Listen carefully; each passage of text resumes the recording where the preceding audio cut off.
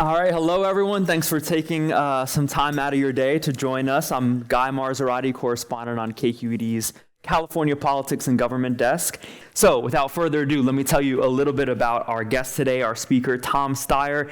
He founded the San Francisco hedge fund Farallon Capital, which currently manages more than $40 billion in assets. After stepping away from finance in 2012, he launched Next Gen America, a youth civic engagement organization that's focused on causes such as climate action, immigration reform, and economic justice. He later ran for president in 2020, and now he is one of the Democrats running for governor. There's a lot of them in the June 2nd primary. So please join me in welcoming Tom Steyer.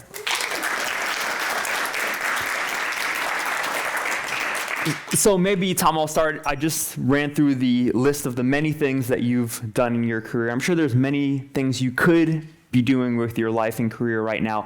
Why is governor the place where you feel like you can make the greatest impact? Well, Guy, let me take a step back, you guys, and just talk about why I walked away from an incredibly lucrative job. And the reason is because I didn't like it.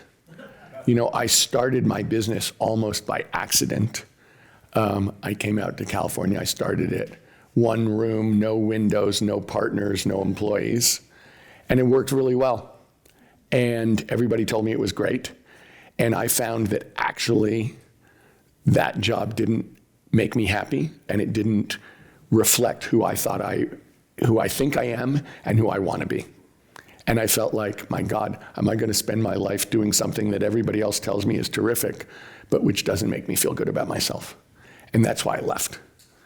And subsequent to that, I spent 14 years full-time, basically trying to stand up for working people and stand up for the environment and environmental justice. And Guy was saying that I started Next Gen America, which is a 20-person team in Sacramento to work on progressive policies, which is true. But I've also run 3 propositions against oil companies, tobacco companies, and out-of-state companies who weren't paying their state income taxes. Kat Taylor, my wife, and I have started a nonprofit community bank that's now in the billions of dollars, which puts monies into the communities that normal commercial banks don't want to put it in, and which is basically about every loan gets measured for positive economic impact or positive environmental impact. So I've done a bunch of other things, but truthfully, the reason I'm running for governor is a complete continuation of what I've been doing for the last 14 years, which is to try to represent working people in a time and a place when I think they're getting screwed, and to try and, I feel like we're in a gigantic crisis in the country and a gigantic crisis in the state of California, political crisis, environmental crisis, economic crisis, and I really want California to be the best in the world. I want us to have the best state and the best society in the history of the planet Earth, and we can actually do it. But we're gonna have some real challenges to getting there. And I really want to be governor because I really want us as a community and a state to succeed. And I want to be part of the coalition that makes that happen, and that's why I'm running for governor. You're running on your campaign slogan, I think, is shared prosperity. Can you talk a little bit about what that means? And it reminds me of Share Our Wealth, the Huey Long. Was that an influence? I hope I'm not Huey Long. Shared prosperity. Well, first of all, let's talk about where we are, which is we are an incredibly successful state in a lot of ways. We're the richest state in the richest country in the world. We produce about half of the growth for the entire United States, which is pretty amazing. We are creating wealth in California at a speed and a level which is the most in the history of the planet Earth. We also have the highest percentage of people who live in poverty. We have an education system which is not in the top 10 in the country or even close. We have the greatest inequality between rich and poor.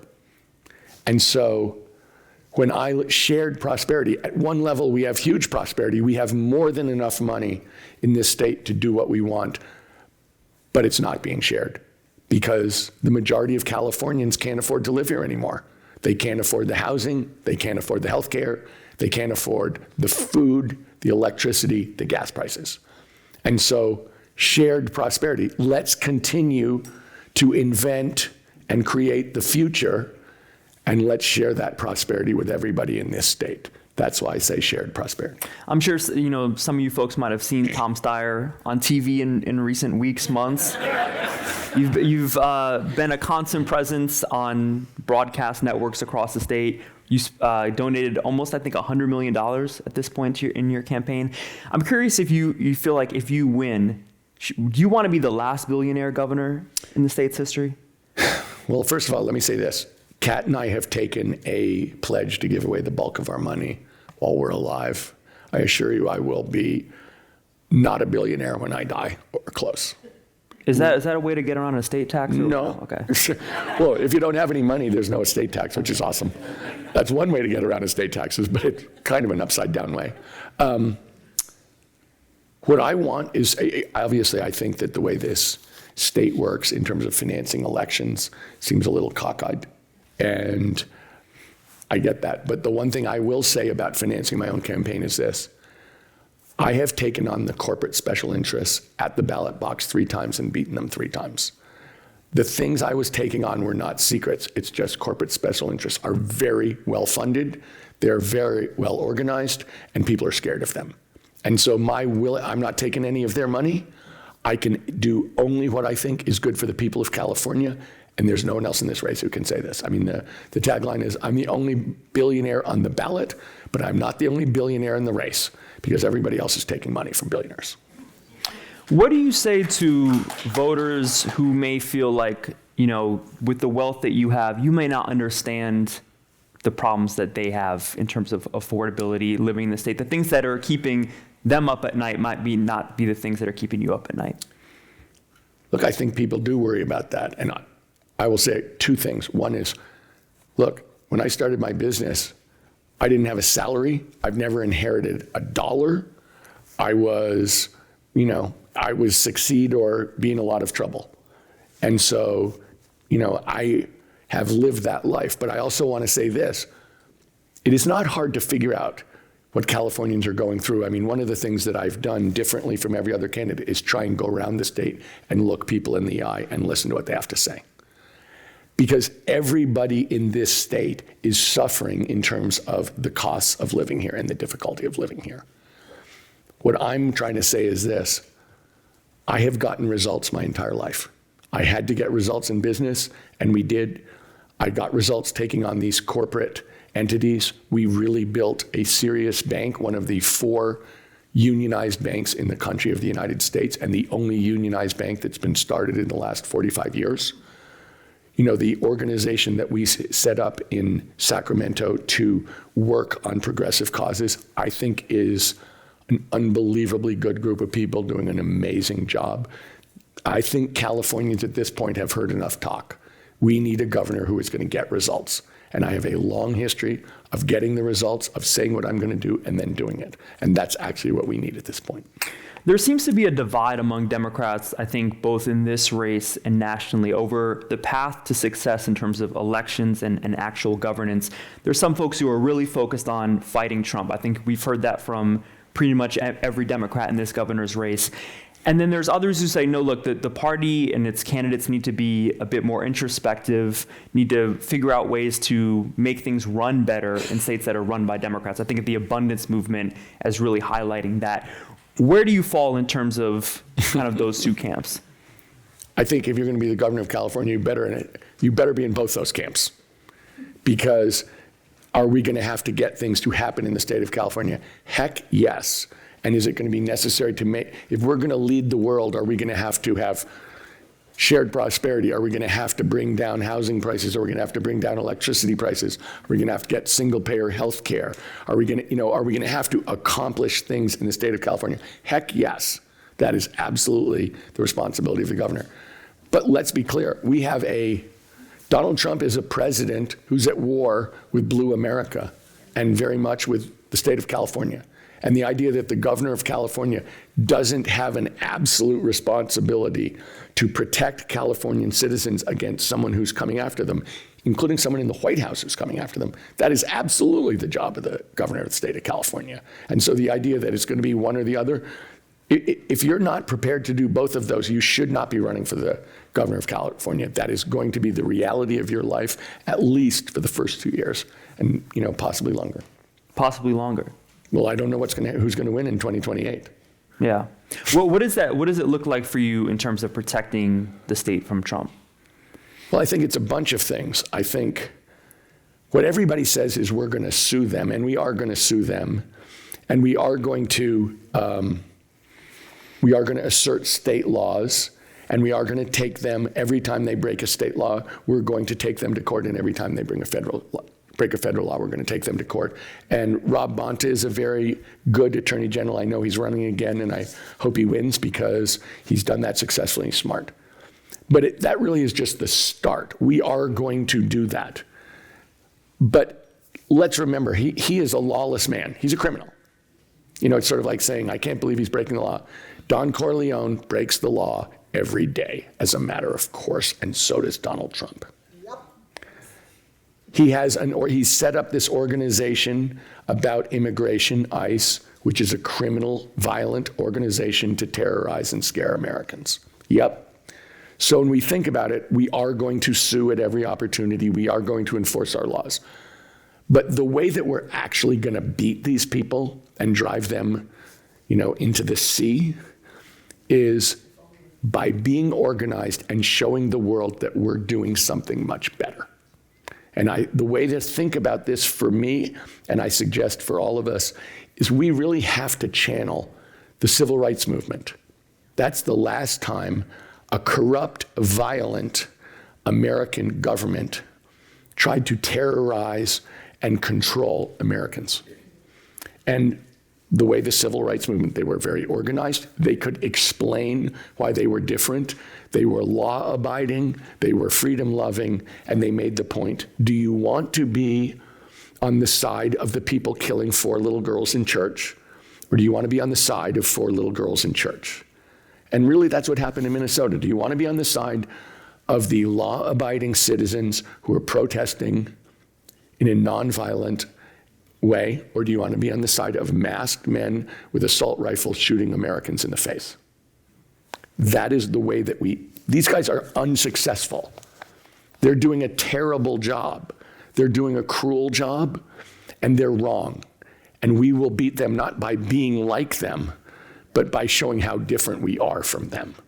That's how they lose. And they will not be smart about when we're active and aggressive in showing that. They will not be smart about figuring out how to combat that because they can't.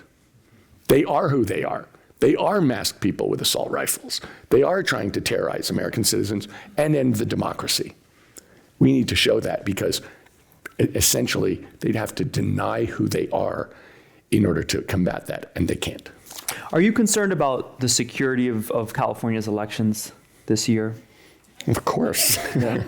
Of course I am.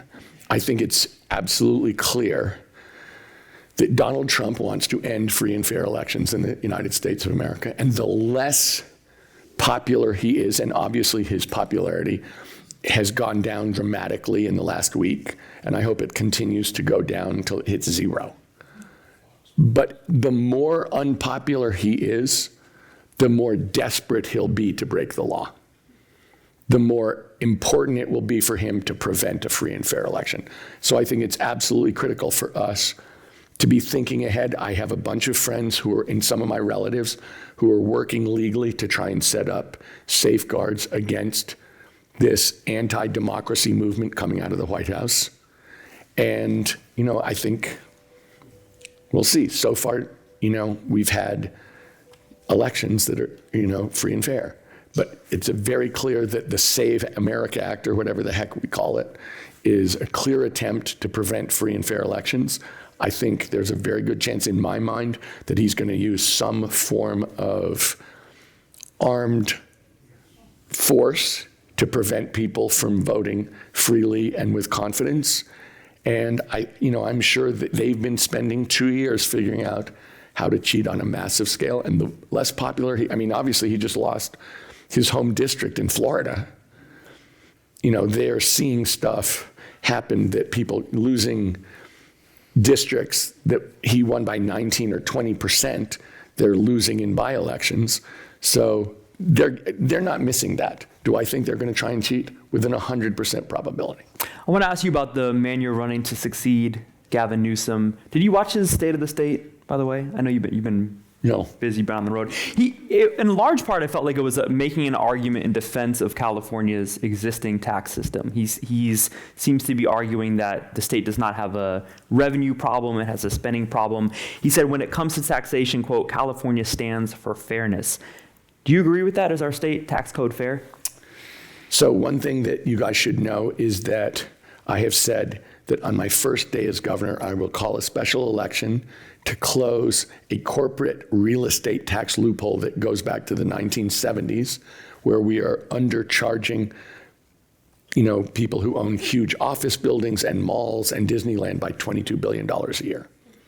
Do I think that that's a loophole that makes sense? It absolutely doesn't make sense. We're looking at a state, and I've gone around this state and I've looked at the budget very closely, but I've also talked to the people who are either getting services from the state or getting paid by the state. And the idea that we are flush is not true. And we know that Donald Trump is kicking off because of his big, beautiful bill, H.R. 1. They are kicking 1 to 3 million Californians off Medi-Cal in February of 2027, so less than a year from now. Those people are still going to need health care. It costs about $10,000 a person. You can do the math. And so the idea that we don't have a revenue problem, look, people are finding it impossible to live in California, including the people who work for the state of California. Just as an example, I was talking to a group of people who work for the UC, not the professors, not the senior executives, but people who work there as custodians, who work in the cafeteria, all the people who work in support services. A bunch of them live in their cars. Those are people with full-time jobs working in the state of California who have to live in their cars. I talked to someone in Salinas about 2 weeks ago, a mom, and her 35-year-old son lives with her and drives an hour and a half each way to Apple. So he's working for one of the biggest, richest companies in the entire world. And he's driving an hour and a half each way at the age of 35 and living with his mom. I have nothing against living with your mom, but he's clearly doing it because he can't make rent. So when you say, do I think that this is working? Do I think this is fair? Look, clearly, people are struggling. And if you go around, which I do, and listen to what they're going through and the struggles they're having, and I'll give you another example. 20 years ago, the average first-time house buyer was 28 years old. It's now 42. If you think about a house, in many times when people talk about housing and a lot of other things, they talk about it in terms of money, like what's it cost and blah, blah, blah. But if you think about a house and owning a house, that's actually important for your life. You now have a place you own and control where you can build your life and build your family. And when I bought my first house, which was in the Haight, I thought it was just a ridiculous price. And I called my mom and I said, Mom, I'm just going to keep renting. And she said, Sonny, this is not an investment. This is your life. You have a pregnant wife. Don't you want to have a place where you can build a family together? And she was, of course, right. But that's why it's important. If people can't do that, they think differently about their life. If you talk to young people, they're furious. They feel like their dreams are being taken away, like the ability to do the basic things. California, we had a great public school system. We had an amazing public school system. People could buy a house, the California dream, boom. We have to be able to deliver that. But the very idea you're talking about, allowing commercial properties to be taxed based on market value, California voters rejected that.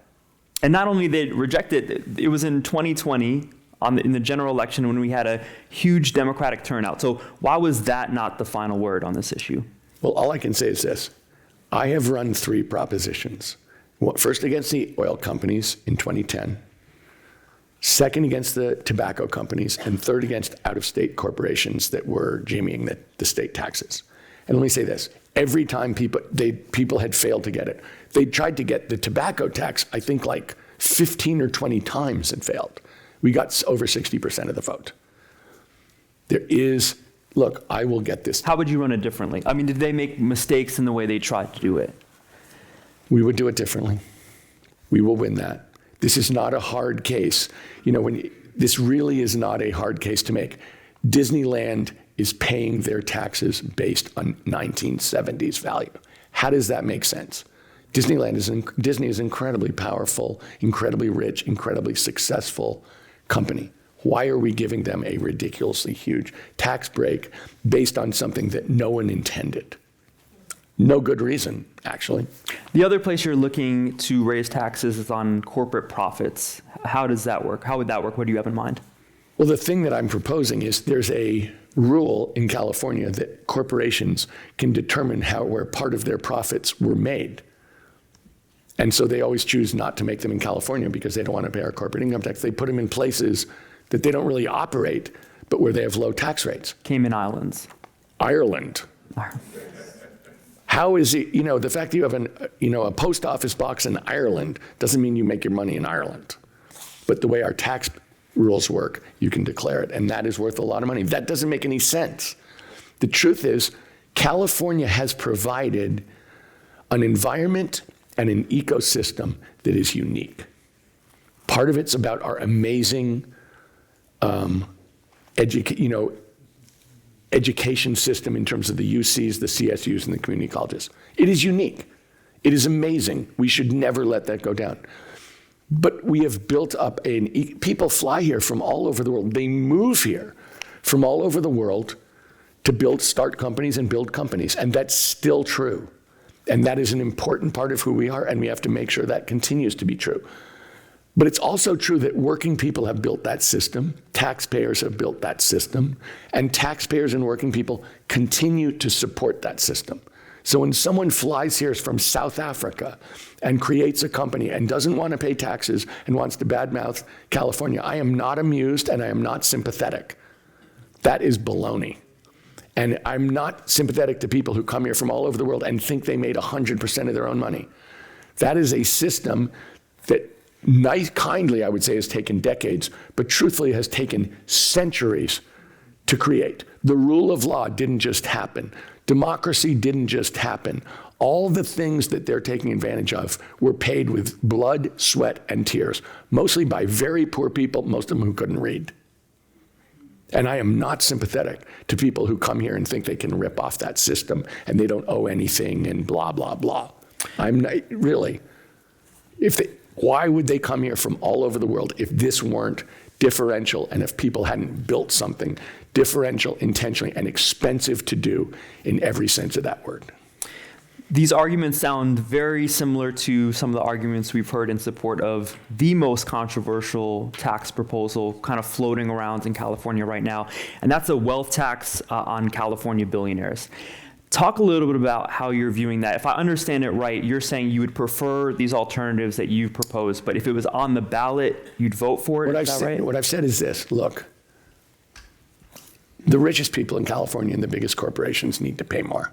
That's the truth. They just do. But details matter. I'm a very practical person. The idea that you get the 30,000-foot headline right, but the details don't matter is not true. God is always in the details. And I look at that proposal, and there are a number of parts of it that I don't think foot. And so even though it's designed directly to solve the problem of the 1 to 3 million people getting kicked off Medi-Cal to provide the money for that, the way that it works, it's a one-time tax. The way it gets distributed is very different from the normal way that money gets distributed in terms of the needs of the whole state. So in many ways, as a specific tax, it has real issues. But the idea that healthcare is a right and that we should be providing healthcare to everybody, and we need to, regardless of what Donald Trump does to hurt us, is true. What I've said is the loophole that I'm talking about closing raises more money in the first 5 years, and nobody is moving those buildings to Las Vegas, to Austin, Texas, or to Miami. So you like different alternatives, but if this question was on the ballot, you'd vote We for need it. the money. So you'd vote If for that it were in the November. only, If that what I've was the said only is, one. what I said is, if this was our only alternative to get the money, I'd get the money, as imperfect as it is. But my point is, how about if we do it right? How about if we have somebody who's the governor who actually gets the details right? How about doing the work? You know, look, we're going to have to get a bunch of results. And you can just look at some of the things we've passed online in propositions where they didn't get the details right, and it comes back to bite you. So I'm very intent on the things that we do, thinking it through and thinking about the implications, not just the first thing, but what happens down the line. I mean, let's face it, we have a president who went to war without thinking about what happened on the second day. Like, we gotta think about that. Let's be adults, let's be responsible. Let's get it done, and let's, look, shared prosperity. That is in our grasp. It's not gonna be done without work. It's not gonna be done without challenge. We can definitely do it. I mentioned at the top you spent a lot of years in finance. I'm sure you talk to a lot of people, very smart people in finance and investment. What are you hearing and how are you thinking about AI and the potential for job loss in California? So, as an example of what I just said, I think I'm the only person, this is so crazy, running for governor who has an AI policy. I'll say this, you have more fleshed out plans on just about Thinking through the many details. of these issues, yeah. So the first thing I've said about AI, there's a lot of things to say about it, good and bad. But the first thing we have to say is we need to think about AI is protecting people's jobs and protecting their livelihoods. The single biggest policy failure, and we've had a bunch, of my lifetime in the United States is the failure of the American government to protect the workers in the Middle West of the United States from foreign competition in cars and manufacturing. And if you look at what happened to those communities, and if you look at those cities, Cleveland, Gary, Detroit, Akron, I don't know how many of you guys have been to those, and then to the smaller mill towns, it's ugly. And there was a lot of talk about what we do, and a lot of talk about protecting people, and it did not happen, period, the end. And I think we are facing potentially that kind of situation.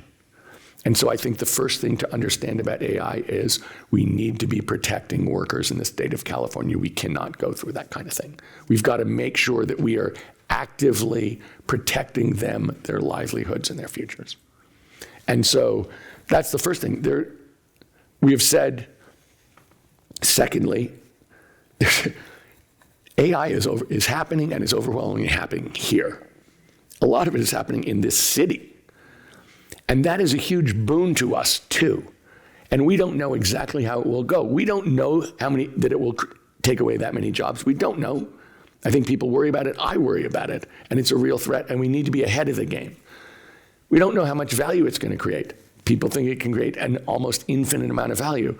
But if you think about it, what is really happening with AI is you're putting the information of a society into a machine and then using that machine to replace the people who gave it the information. And the idea that the people who own that machine should then get paid all the money that all those people that their machine replaced is really wrong. And so one of the things I've said is, look, the people of California need to have a stake in the upside and the value creation of AI. And if it's as big a home run as people think it can be, and it's as big a problem as it can be, that gives us an ability to actually take care of the people of California in multiple ways, starting with protecting jobs, creating jobs, retraining, but even beyond that. So when we think about AI, there's a lot of uncertainty. We need to make sure that we're watching out for people on the downside and including the citizens of California in the upside in terms of sharing in the value creation. Those are two of the basic things in our AI policy, which you can go online and see. I'm sure you're familiar with the CEO of Anthropic put out a prediction that in 5 years, AI could basically eliminate half of all entry-level white-collar jobs. That's a lot more people living at their parents' house into their 20s, early 30s. Well, that guy was fully employed. My point was I was a fully employed guy at Apple. But is that, when you hear a prediction like that, half of all entry-level white-collar jobs, is that something that as governor you're thinking about stopping, or something that you're thinking about, okay, I'm going to have to deal with the fallout from this? Well, I think two things. I think one, we want to make AI as much as possible a tool for workers, not a replacement for workers. But second of all, there are a lot of jobs that are going unfilled in our society, and there are a lot of jobs that people don't even know are being unfilled that we don't have the money to pay for.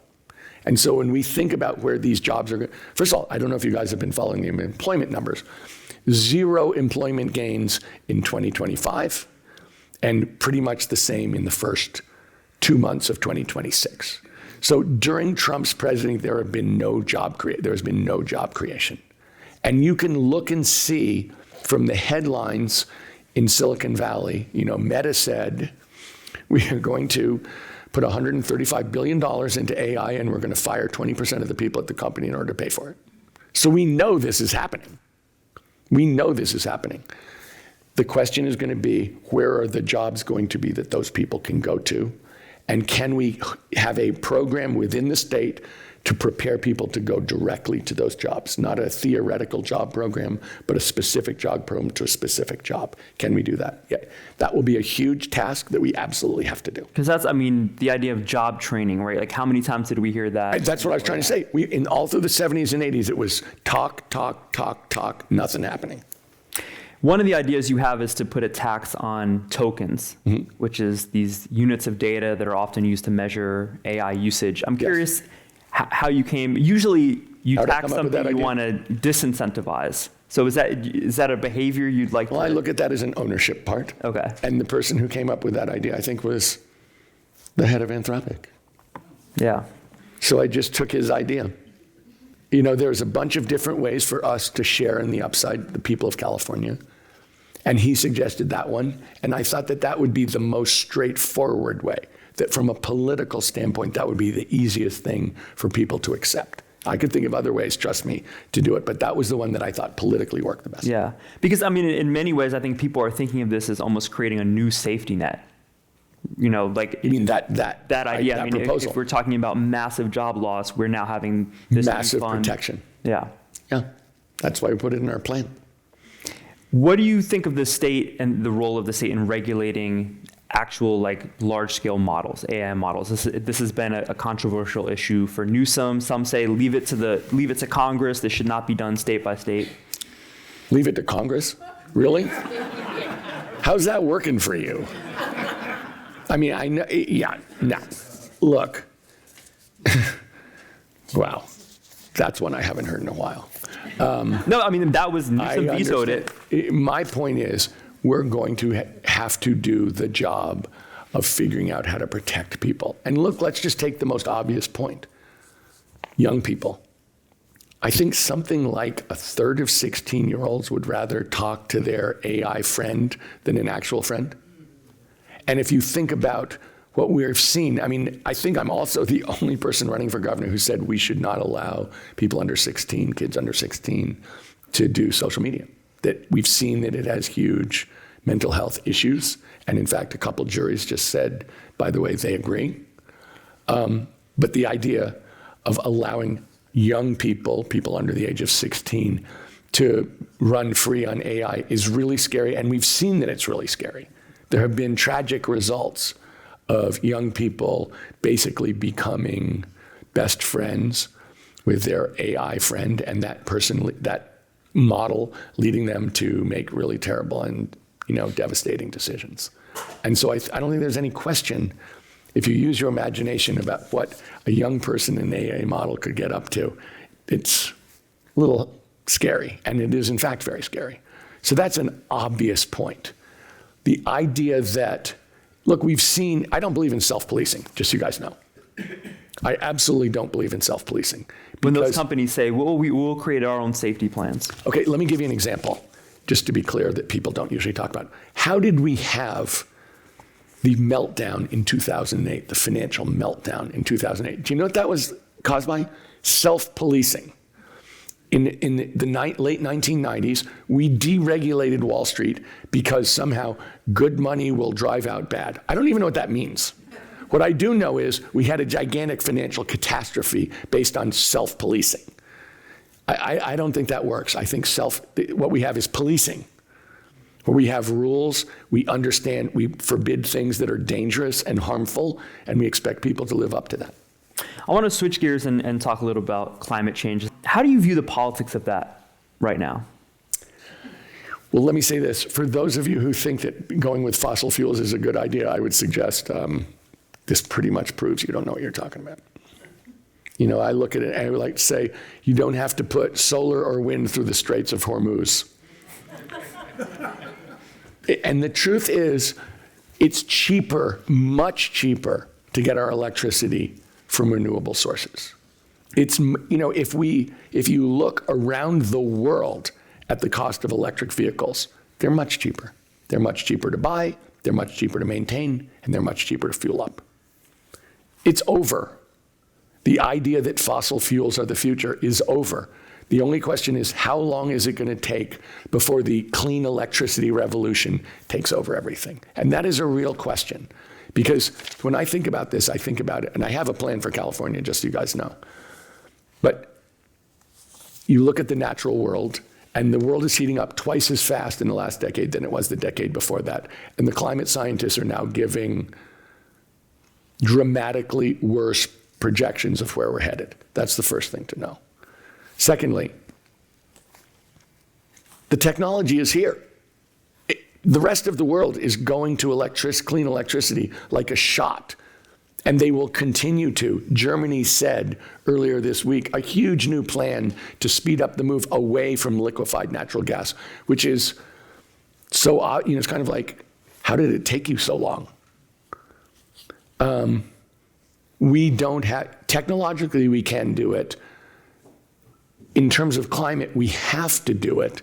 And we have an issue because the largest economy in the world is led by Donald Trump, who wants to take us back to the 1950s. Really.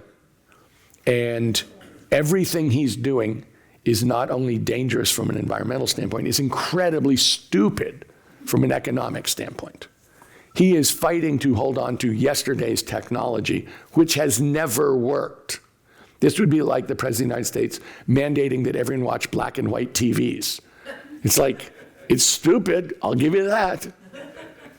And so when I look at it, it's like, California has come up with most of the technology to do a clean revolution. We should be building the companies here, we should be employing the companies here, and we should be deploying the technology here as fast as possible. I know, Guy, that you may have further questions on this, but basically this is a simple question. And the answer is, go with the new technology that's cheaper, faster, better, and cleaner. Don't go with the old stuff that's very expensive, that is not good for this country economically, very bad environmentally, and proves to the rest of the world that we're just selfish jerks. But some of this is not coming just from the White House. We saw a couple of your Democratic opponents in this governor's race, some Democrats in the legislature say, because gas prices have risen so much, California should put the brakes basically on tightening its emissions cap. And this is cap and invest. This is something that you fought for on the ballot before. What is your response to that? My response is windfall profits tax. The oil companies are making $70 billion because Donald Trump decided to start a war, over his morning coffee. Why do they get that money? That's coming right out of the pockets of Californians, and we should get it right back and not take it through the government, but send it right back directly to the citizens. Windfall profits tax. Why should oil companies be allowed to profit from the fact that for no work whatsoever, no nothing, all of a sudden their sponsor, the guy they put in the White House, is causing oil prices to go up 75%? There's no reason for that, and the answer is a windfall profits tax, not to stop doing the environmentally correct stuff. What do you do about refineries? Those are highly unionized jobs, good paying jobs. People still need gas. Look, we're not going to I agree with you, and to the extent that we can support California refineries during the time that we're getting off oil and gas. If it doesn't slow the thing, I'm for it. But let me say this too. We can get oil refined oil, gasoline from other parts of the world. We have developed those. We can speed that up. These refineries are jerking us around. And let's not forget, they're trying to apply their monopoly power to overcharge us. And that's true. Do I want to keep those refineries here and keep them open as long as people insist, continue to use gasoline for their internal combustion engines? Yes, I do. I don't want those companies to jerk us around. And I think we've got to have an ability to have another place to go. So when we say to them, this is what we'll pay, they have to believe us. So importing more. We're already doing it. Just so you know, I went up to Sacramento last week and talked to the people who are in charge of that program, and that is something we can do. Yeah, because you've heard there's lawmakers, and many of them represent areas right around refineries who say, no, importing is not the answer. The state needs to actually go and put together some kind of rescue plan for this industry in the state. Well, let me say this. Our future is in clean. I want to protect good union jobs as much as the rest of us.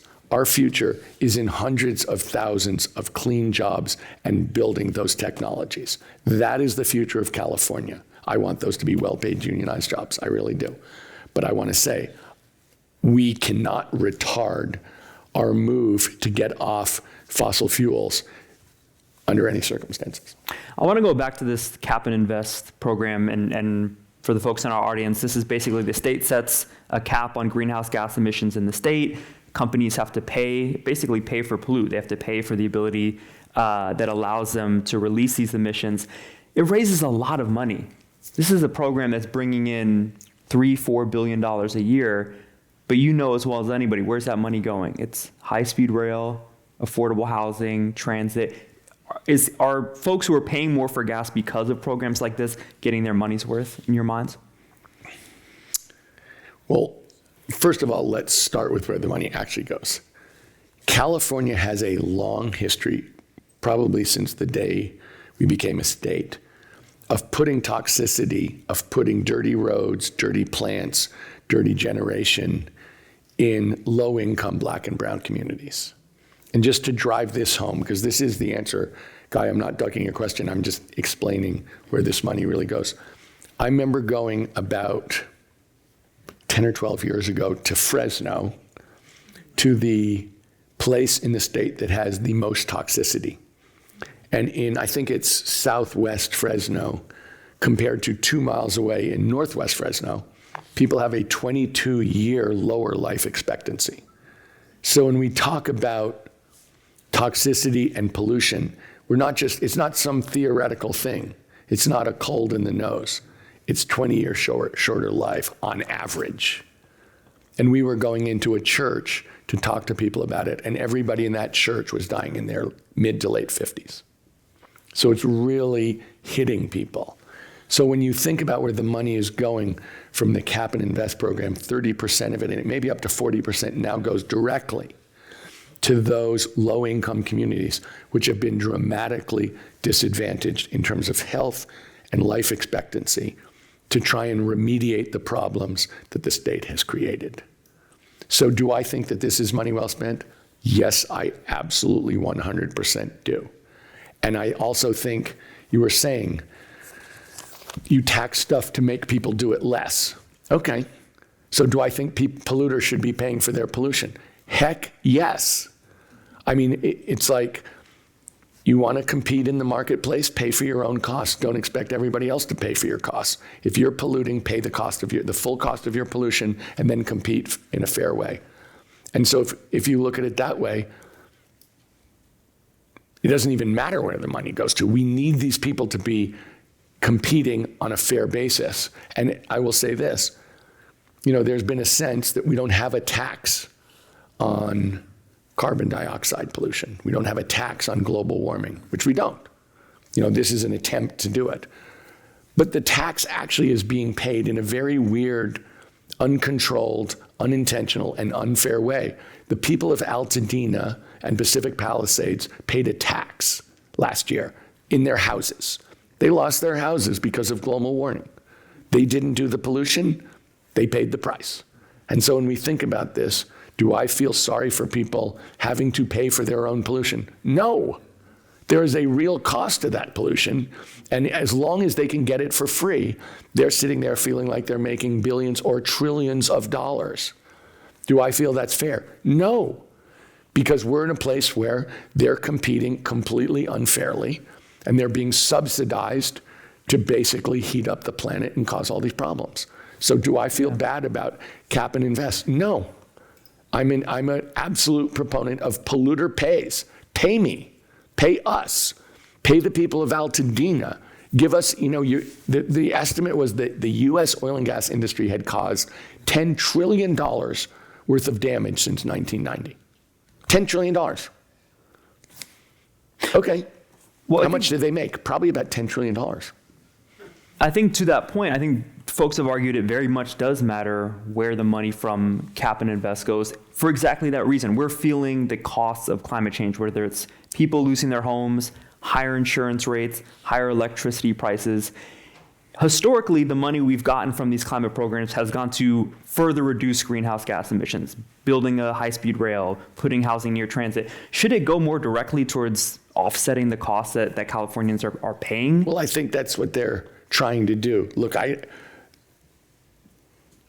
anytime you have spending, Guy, there are going to be things in it where you may think it has not been that well spent, that looked like a good idea that didn't work out that well. That's true. But do I think this program absolutely should continue, that it should be accelerated? And then should we sit there and go like, look, I want to be an incredibly serious steward of California's money. I ran a big investment business. I professionally had to be a good steward of people's money. If people are paying taxes in the state of California, that's the money they earn, or it's the money they would have earned. I want to make sure that we don't waste a penny of it, and I'll tell you why. If we waste a penny, that's a penny that doesn't go to education for some kid. That's a penny that doesn't go to caring for healthcare or a senior. That's a penny that doesn't go for childcare. I want to be really, really careful and thoughtful with people's money because we need that money to provide the services that people need. So I will be really serious. But do I think that this is a legitimate, fair way to raise money for the state of California? Absolutely. Mm-hmm. But to that point, high-speed rail is the largest recipient of this cap and invest money. Is that right? Should high-speed rail be getting $1 billion a year? Do I think that the idea of a high-speed rail system that would get people off the highway and make it possible for people to travel around California for a low cost and without the environmental emissions, and also to end a lot of our traffic problems, is a good idea? It's a great idea. It's a fantastic idea. How has that worked out? Not real well.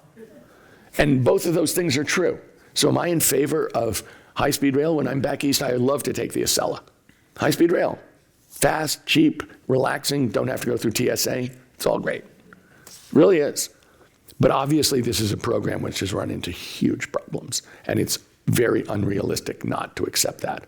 But conceptually, is that something that we should be doing in California? We have to get back to being able to build things in the physical world in the state of California. We have to get back to being able to build houses so that people have a place to live.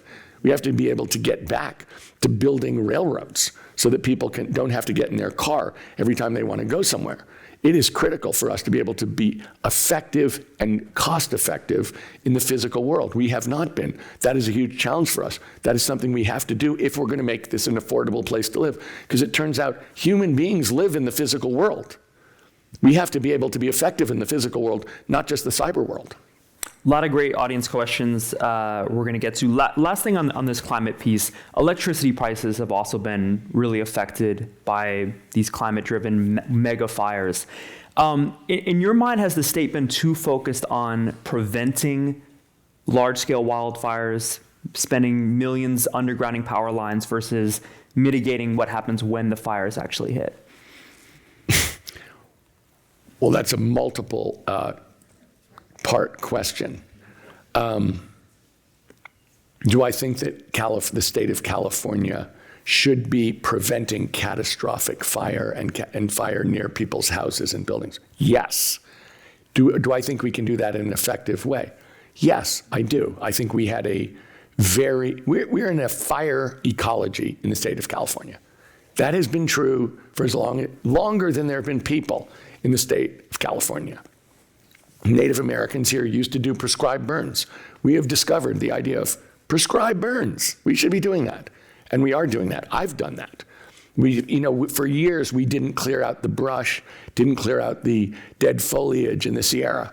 Now we're doing that because you know what? That burns.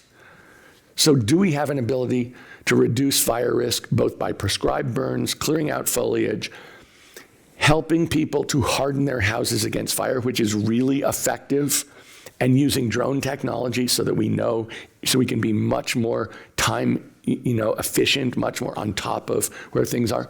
Absolutely. Is that something the state of California should be doing? Absolutely. But your second question was about $3 million mile undergrounding. Is that a good idea?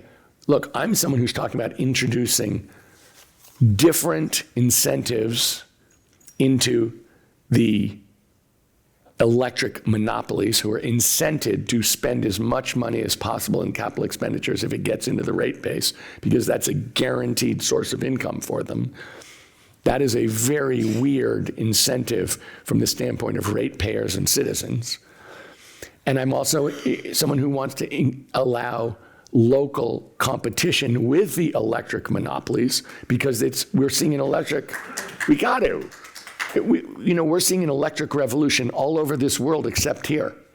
And we have a monopoly system that allows corporations to basically have no competition and do whatever they want. And they'll explain to you that that's the only thing that could possibly work, and anything we do different from that will be a disaster. But I would say to them, one, monopolies always charge too much, always provide lousy service, because if you don't like it, we're a monopoly. You got no place else to go, Jack. And I will also point out to you, for those of you who remember, the deregulation of the telephone system, which happened in the late 1990s. It's the end of the world. We'll never have another telephone call successfully completed in the United States of America. And lo and behold, within 10 years, the system had completely changed. No one had a landline.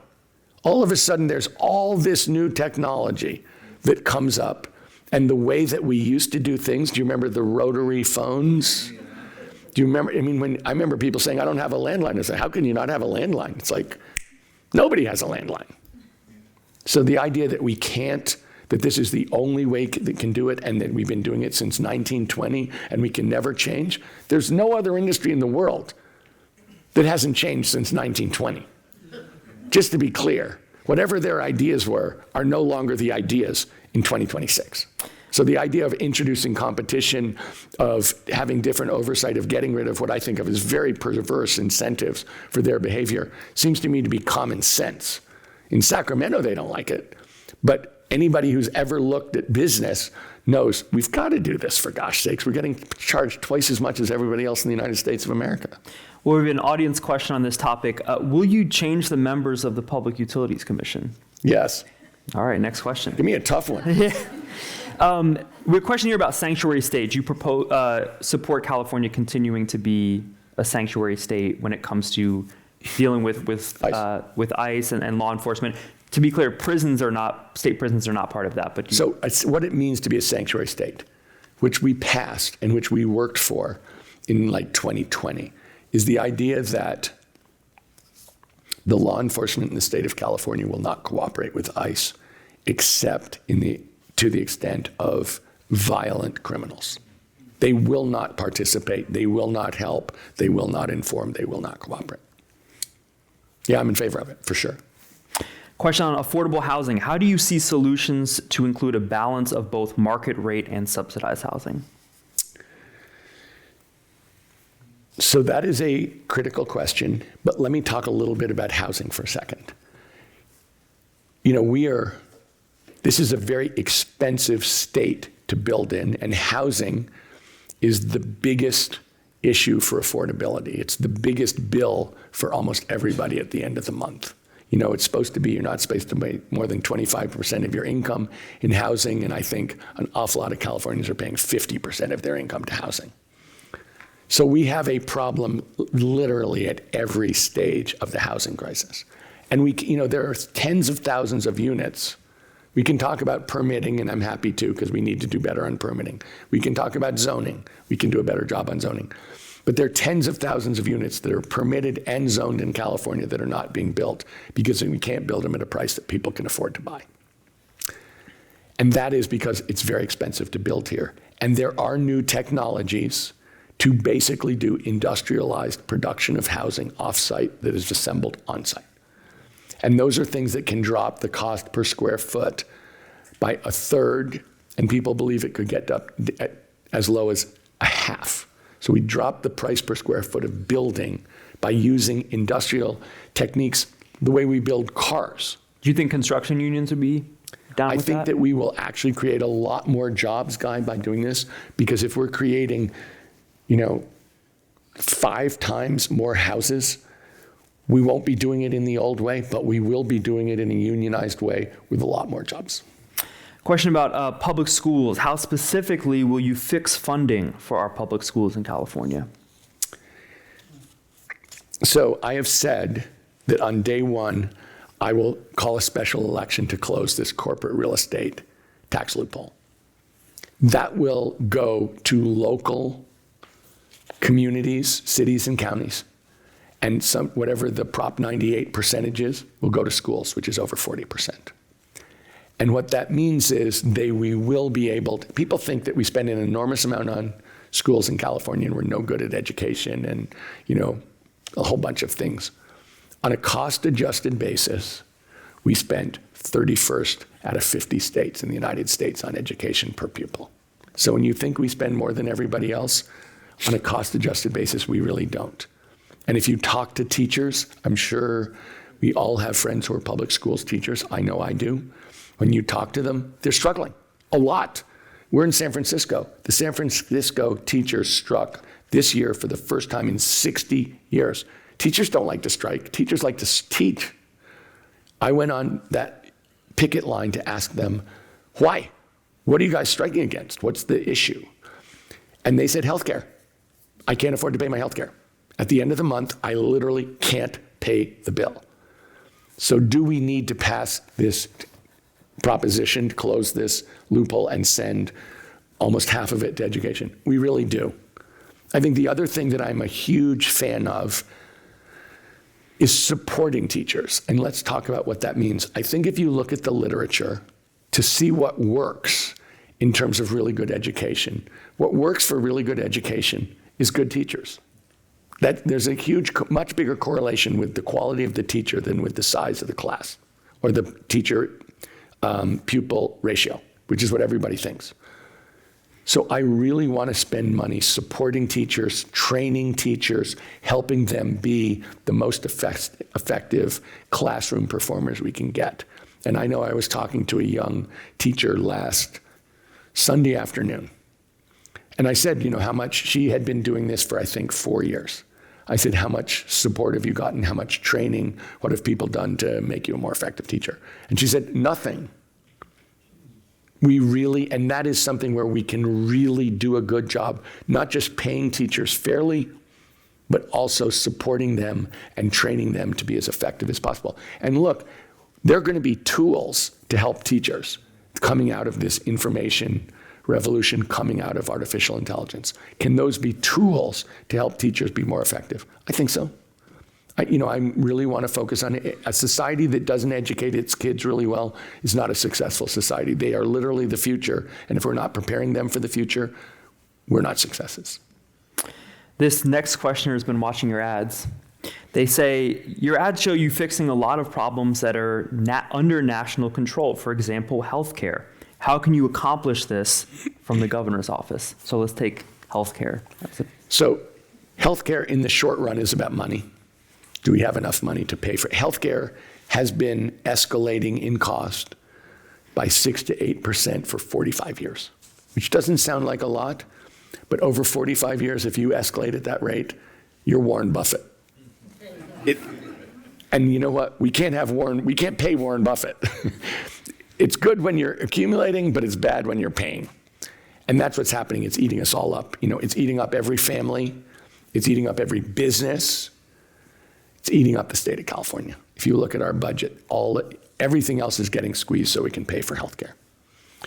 So part of the reason I want to close these corporate tax loopholes is to pay for that in the short run. But in the long run, I'm a single payer person, 100%, because it's the only way we solve the healthcare cost issue and continue to think of healthcare as a right for Californians. It's the only way I can see. Now, can we do it on a state level? We cannot do it on a state level without the government of the United States cooperating with us. Yeah, take me through. What's that phone call like? Governor Steyer calls President Trump for the waiver. As I've said, it ain't happening for 3 years. That call never happens because look, we have a president who's at war with us. If he can hurt us, he's going to hurt us. Asking him for a favor is a waste of time. The truth is we need a different president. We need a federal government that will let us do single payer. That's okay, because the truth is this is a very complicated system and we need to listen to everybody and get the details right. I keep saying God is in the details. God is in the details. And doing this right is going to involve listening and talking to an awful lot of people and making sure that we make smart decisions that work in the long run. So yeah, it's going to take a long time before we have a federal government that will let us do this, but that's okay because it will take that long for us to devise the program in a way that will work, that's fair to everybody, and lets the good decisions be made about how healthcare is delivered. Okay, time for a couple more questions. We got a lot on this topic. Because we have an open primary, we could end up with 2 Republicans in the general election. How do we avoid that? I mean, that's why I'm working my ass off. I mean, my job is to try and get people to understand both that this is an absolutely critical election and that I honestly believe we have an amazing opportunity to make our state much better, that we can really take care of Californians and we can let California thrive and have everybody get carried along with it. And that's how we actually beat them. If you listen to these Republicans, oh my God. I mean, I'll just give you an example. So they call off this debate and that was its own, hot mess. But Steve Hilton's reaction to calling off the debate was to call Donald Trump and tell him to take away $1.5 billion from USC for being too woke. And I was like, okay, dude, you're calling the president to take away $1.5 billion from your fellow Californians? That's your answer? Like, get out of here. Ridiculous. Should we listen to their proposals, this is a guy, he's supporting a president who declared a war that he had no idea what he was doing, that's going to cost $200 billion of our dollars, that is money that should be going to schools, to health care, to home care, to senior care, $200 billion, and is raising the cost of our gasoline. And that's his guy. Like, I can do more of this for you if you just give me a chance. I don't want to give him a chance. I think what he's talking about is silly. Literally silly. I think what those guys are doing is silly. And so I really think it's important that we elect someone who's going to actually sweat the details, who's going to actually do the job, and is going to get results for the people of California. Real quick, end the top 2 primary? What about it? End it? Look, I think I'm in favor of top 2 primary. I think we should probably have ranked choice voting as well. But right now I'm just focused on trying to get out to as many people as possible and make the case for why I'm the best governor. Well, let's end with this one. How are you speaking outside of the Democratic echo chamber? I know you've been touring the state for the last few months. What are you hearing from the more Republican regions of the state, and how do you create unity? How do you create unity? Well, let me say this. I want to be the governor for all Californians. I don't dislike Republican voters. I have the exact opposite approach of Donald Trump. If you're going to be the governor of California, you're the governor of all the Californians. And that means caring about them and putting aside any partisan issues when you think about how to get things done. And the idea that Donald Trump says is that people who don't vote for me are my enemies is sick-making. It's absolutely irresponsible. It's wicked. So when I think about how are we going to get unity, we're going to get unity by going to people who are purported Republicans and explaining how we're going to help them. That we absolutely see it. It's like Republicans want good schools. Republicans want affordable health care. Republicans want a bunch of things that everybody else wants. And if you look at the economic issues, Republican voters and Democratic voters are on top of each other. We are in a state where nobody can afford to live. We're in a state where everybody wants better health care, better education, better services. I don't think that that's an issue. I think the question is, are we using language that people can hear? And it's not necessarily something that we can snap our fingers and have people jump at. But the truth is, how about if we deliver actual results to Republicans? How about if we show we care? That's unity. Unity is when people can look and go like, well, you know what? The son of a gun did it. Said he'd do it, and he did it. And you know what? That's not bad. Look, I think both of the parties in the United States have very low approval. People are mad at the parties because people have not gotten done what they said they'd gotten done. And if you look at Donald Trump, he swore, the reason he hates Democrats is they keep starting these foreign wars. It's like, really? That was one of his huge points. People don't believe in politicians anymore. And so I think it's absolutely critical, if we're going to have unity, that we have somebody who actually lives up to his or her word, actually has integrity, and actually cares about what they're saying, not just their next job. Tom Steyer, candidate for governor. Thanks so much. Really appreciate your time. Thank you all for coming out. Thank you for the thoughtful questions, and for more information about membership or upcoming Commonwealth Club World Affairs programs, please visit commonwealthclub.org. I'm Guy Marzorati. Have a great rest of your day. Thank you, guys. Thank you.